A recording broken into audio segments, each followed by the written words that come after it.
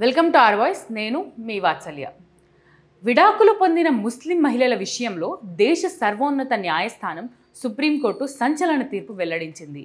ఆమె తన మాజీ భర్త నుంచి భరణం పొందవచ్చని సుప్రీం ధర్మాసనం తేల్చి చెప్పింది. విడాకులిచ్చిన తన భార్యకు భరణం ఇవ్వాలన్న ఆదేశాలను సవాల్ చేస్తూ ఓ ముస్లిం పురుషుడు దాఖలు చేసిన పిటిషన్పై justice BV Nagarathna, justice Augustine George మసీహాలతో కూడిన ధర్మాసనం ఈ తీర్పు వెల్లడించింది. భరణం అనేది దానం కాదని, వివాహిత మహిళల ప్రాథమిక హక్కు అని సుప్రీంకోర్టు స్పష్టం చేసింది. ఆ హక్కుకు మతంతో సంబంధం లేదని, వివాహిత మహిళల ఆర్థిక భద్రతకు భరోసా అని అభిప్రాయపడింది. అది లింగ సమానత్వానికి నిదర్శనమని స్పష్టం చేసింది. గృహిణి అయిన భార్య తన భర్తపై భావోద్వేగపరంగాను ఇతరాత్రాను ఆధారపడి ఉంటుందన్న విషయాన్ని కొందరు భర్తలు తెలుసుకోవడం లేదు. గృహిణిగా భార్య నిర్వర్తించే విధులు, వారు కుటుంబం కోసం చేసే త్యాగాలను భారతీయ పురుషులు గుర్తించాల్సిన సమయం ఆసన్నమైంది అని ధర్మాసనం వ్యాఖ్యానించింది. సదరు అప్పీల్ను డిస్మిస్ చేస్తున్నాం. సిఆర్పిసిలోని సెక్షన్ 125 కేవలం వివాహిత మహిళలకు మాత్రమే కాక అందరూ మహిళలకు వర్తిస్తుందని జస్టిస్ నాగరత్న స్పష్టం చేశారు. ధర్మాసనంలోని ఇద్దరు న్యాయమూర్తులు విడివిడిగా తమ తీర్పును వెల్లడించినా విడాకులు పొందిన మహిళలకు భరణం ఇవ్వాల్సిందేనని ఇద్దరూ తమ తీర్పుల్లో స్పష్టం చేశారు. మహిళలు భరణం పొందడానికి మతంతో సంబంధం లేదని స్పష్టం చేశారు. సెక్షన్ 125 ప్రకారం తగినంత ఆదాయం ఉన్న వ్యక్తి తన భార్య, పిల్లలు, తల్లిదండ్రులు జీవనం కోసం అవసరమైనంత భరణం చెల్లించడాన్ని నిరాకరించేది లేదని తేల్చి చెప్పారు. తెలంగాణకు చెందిన మహమ్మద్ అబ్దుల్ సమద్ అనే వ్యక్తి కొంతకాలం క్రితం తన భార్యకు విడాకులిచ్చాడు. ఆ సందర్భంగా ఒక ఫ్యామిలీ కోర్టు అతన్ని తన భార్యకు నెలకు 20,000 భరణం చెల్లించాలని ఆదేశించింది. సమద్ ఆ తీర్పును తెలంగాణ హైకోర్టులో సవాల్ చేశాడు. హైకోర్టు భరణం మొత్తాన్ని రూపాయలు 10,000కు తగ్గించింది. అయితే భరణం ఇవ్వడం అసలు ఏమాత్రం ఇష్టం లేని సమద్ సుప్రీంకోర్టులో పిటిషన్ వేశాడు. విడాకులైన ముస్లిం మహిళ 1986 నాటి ముస్లిం మహిళలు చట్ట ప్రకారం సహాయం కోరవచ్చునని, అంతే తప్ప క్రిమినల్ ప్రొసీజర్ కోడ్ సెక్షన్ 125 వర్తించదని సమద్ తరపు న్యాయవాది వాదించాడు. ప్రత్యేక చట్టాలు ఉన్నప్పుడు సాధారణ చట్టం కంటే వాటినే ఆశ్రయించాలని వాదించాడు.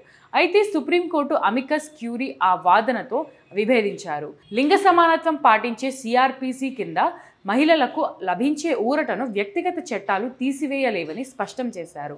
అయితే ఈ తీర్పు 1985 నాటి షబానో కేసును గుర్తు చేసింది.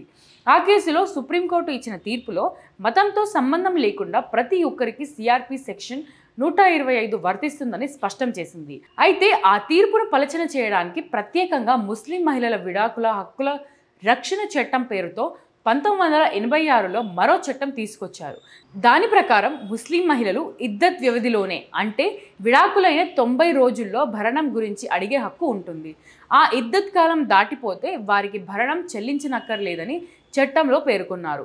1986 నాటి ఆ చట్టం రాజ్యాంగబద్ధంగా చెల్లుబాటు అవుతుందని సుప్రీంకోర్టు 2001లో స్పష్టం చేసింది. అయితే సదరు విడాకులు పొందిన మహిళ ఆర్థిక స్వావలంబన పొందే వరకు లేదా మరో పెళ్లి చేసుకునే వరకు భరణం చెల్లించాల్సిన బాధ్యత పురుషుడిపై ఉంటుందని చెప్పింది. తాజా తీర్పు విడాకులైన మహిళకు ఆమె మతంతో సంబంధం లేకుండా భరణం పొందే హక్కు ఉందని మరింత స్పష్టంగా తేల్చి చెప్పింది. ప్రతిరోజు అడుగుతున్నాను, మళ్ళీ ఈరోజు కూడా అడుగుతున్నాను. ఆర్థికంగా మన ఛానల్ని నిలబెట్టే బాధ్యత కూడా మీ అందరి మీదే ఉంది.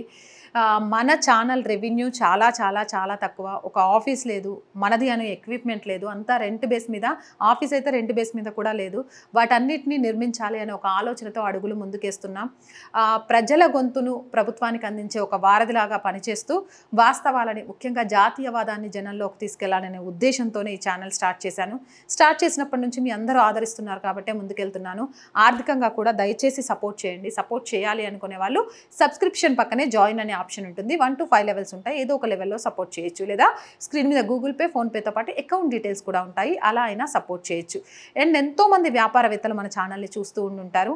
మీ వ్యాపార ప్రకటనల కోసం కూడా మన ఛానల్ని సంప్రదించండి. 8328500576 నెంబర్కి కాల్ చేసి మీ వ్యాపార ప్రకటన ద్వారా మీ వ్యాపార రంగాన్ని విస్తరించుకోవడంతో పాటు మన ఛానల్కి ఆర్థిక చేయూతనిచ్చిన వాళ్ళు కూడా అవుతారు. So please subscribe our channel, support our channel. జై భారత్.